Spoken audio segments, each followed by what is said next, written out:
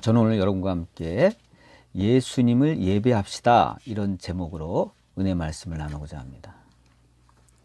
오늘은 우리 구주이신 예수님의 탄생을 축하하고 기념하는 성탄절입니다.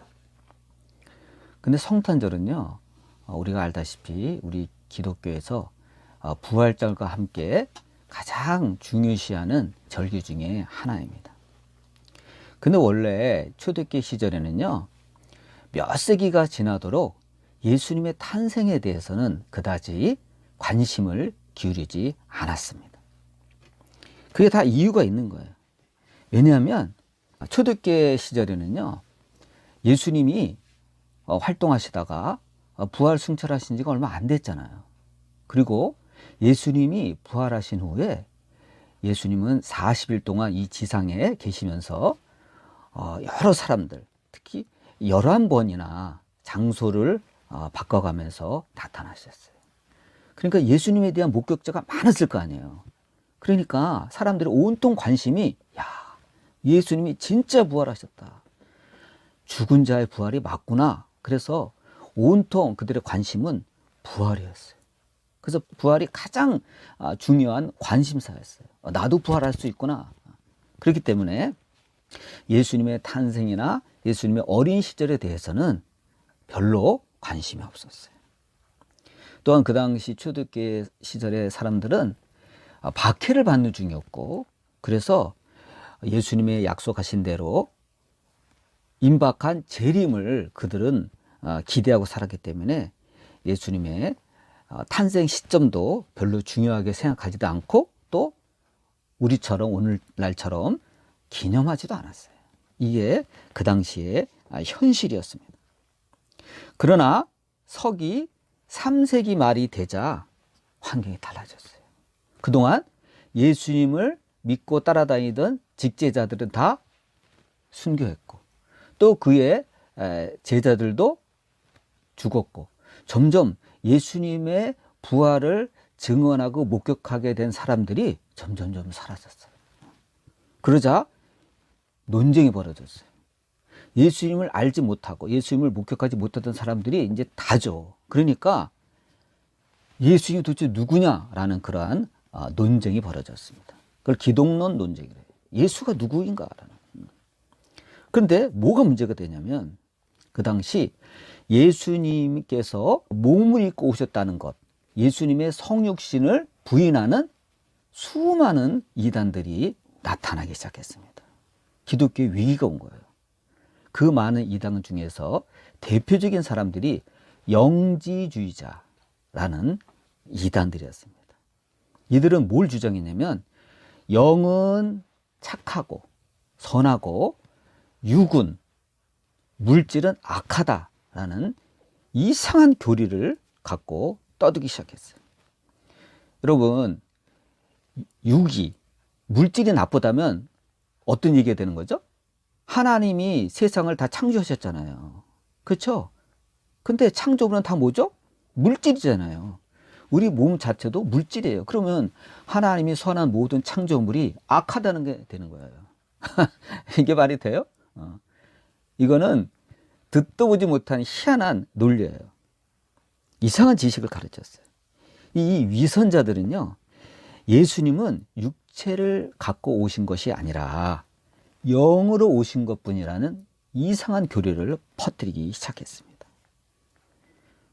그래서 예수님의 성육신을 부인한 거예요.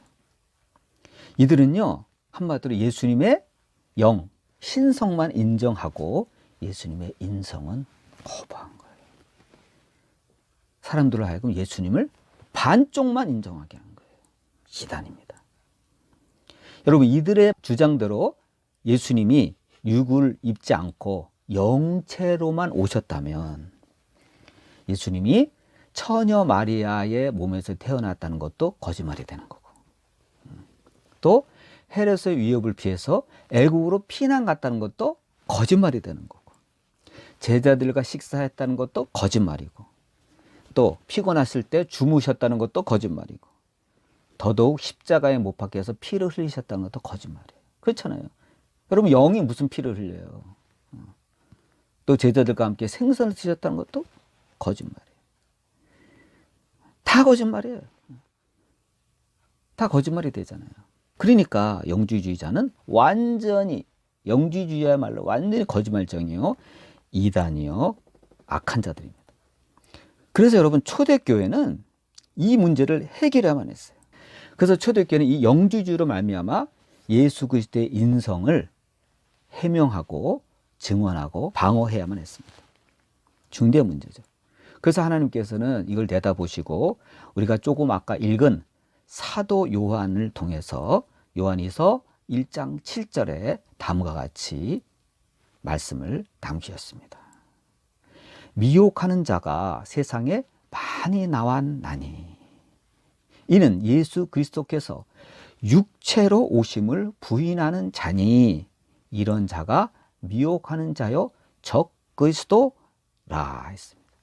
그러니까 영지주의자들이 바로 적 그리스도라는 거예요. 미혹하는 자라. 한마디로 예수님이 육체로 오신 것을 기념하는 것이 성탄절이고 이걸 부인하는 영지주의자 같은 이단들이 바로 적 그리스도라는 거예요. 그래서 예수님께서 실제로 동정녀, 처녀죠, 마리아를 통해 인간의 육신을 입고 이 땅에 오신 하나님의 아들이라는 것을 기념할 성탄절이 초대교회에서 중요한 관심사가 됐습니다. 다시 한번 말하지만 그 전에는 예수님의 탄생일이라든지 예수님의 어린 시절에 대해서 관심이 없었어요. 오직 부활, 재림 이것만 강조했었어요. 근데 적그리스도와 같은 이 이단들이 막 일어나고 도전해 오니까 이제 예수님의 탄생에 대해서 점점 교회가 관심을 갖게 됐습니다. 근데 여러분, 예수 그리스도의 탄생은 어디에 기록되어 있죠? 신약성서에 마태복음과 누가복음에 자세히 기록되어 있습니다. 자세히 묘사되어 있어요. 그런데 뭐가 문제예요? 예수님이 태어나신 날짜가 기록이 안 돼 있어요. 그렇잖아요. 몇 월 달에 태어났는지 알 수가 없어. 언급이 안 돼 있어요. 그래서 기록상으로는 예수님의 탄생 날짜를 우리가 알 수가 없죠. 누구라도 알 수가 없어요. 그래서 초기에는 그 날짜가 일정하지 않았기 때문에 교회마다 자기들 나름대로 날짜를 예상해서 어떤 교회는 1월 6일 날 지내고 어떤 교회는 3월 21일 날 지내고 어떤 교회는 12월 25일 날 이렇게 지냈어요. 막 중구난방이에요. 통일이 안 돼 있어요.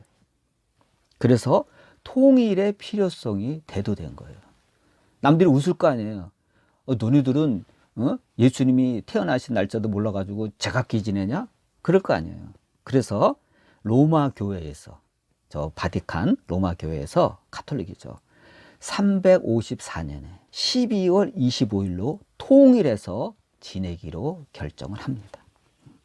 그래서 이후 성탄절은요, 로마 교회의 주도로 12월 25일 날 다 이렇게 통일해서 확립되게 되었습니다. 그러면 여러분, 성탄절의 중요한 의미가 뭡니까? 바로 예수님께서 인간의 몸을 입으시고 이 땅에 오신 것을 부인하는 모든 자들에게 예수님은 분명히 인간의 몸을 입고 오셨다, 우리와 같은 것을 전하는 날이라는 사실이에요. 근데 예수님을 믿지 않는 일반 세상 사람들은 이 뜻도 모르고 그냥 크리스마스, 성탄절을 공휴일이다, 그냥 노는 날이다 이렇게 지내잖아요. 이렇게 알고 있잖아요.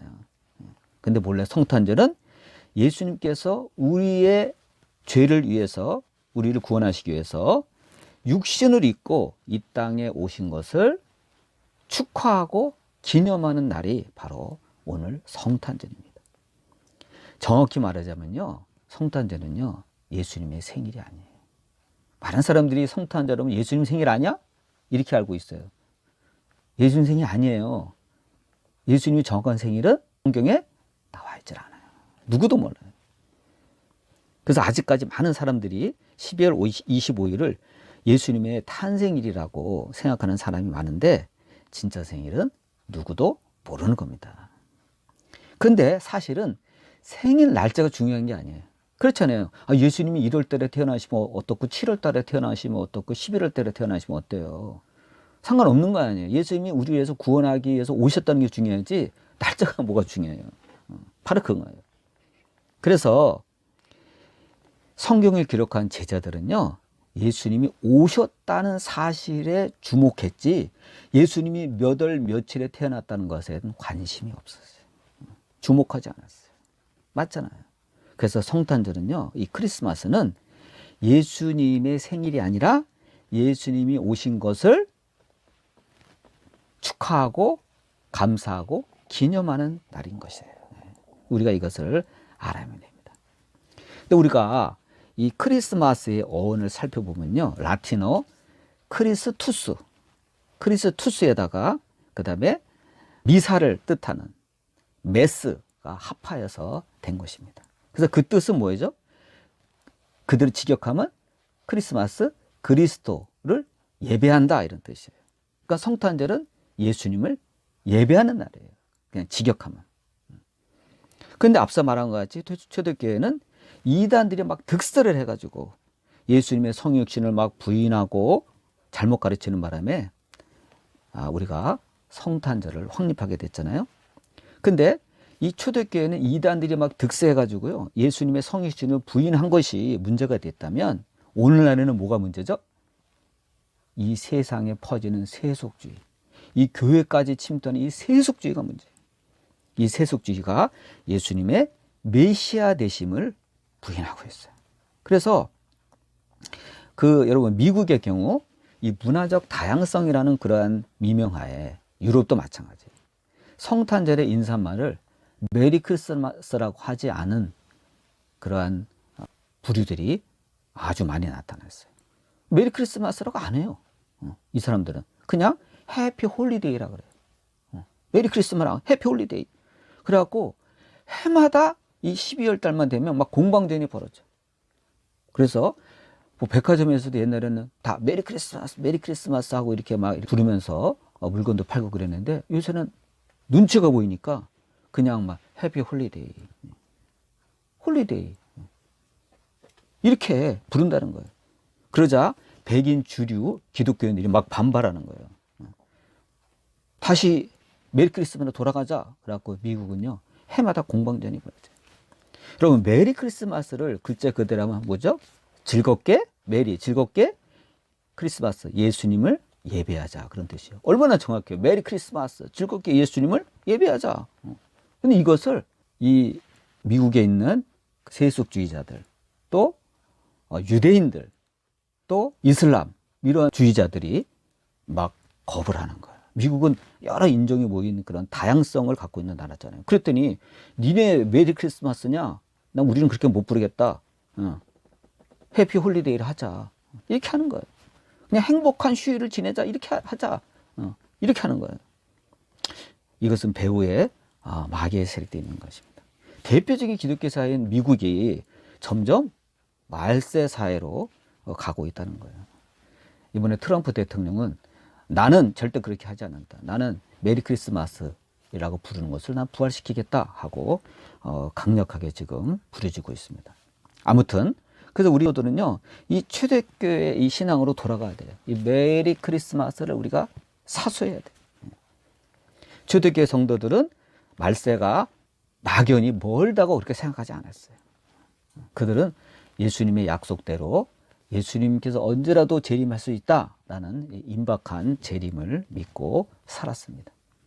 그래서 여러분, 우리도 성탄절을 맞이할 때마다 예수님의 십자가의 대속의 은총을 기억하고 다시 오실 예수님의 재림을 기대하면서 메리 크리스마스, 예수님을 즐겁게 예배하는 공동체로 살아야만 되는 것입니다.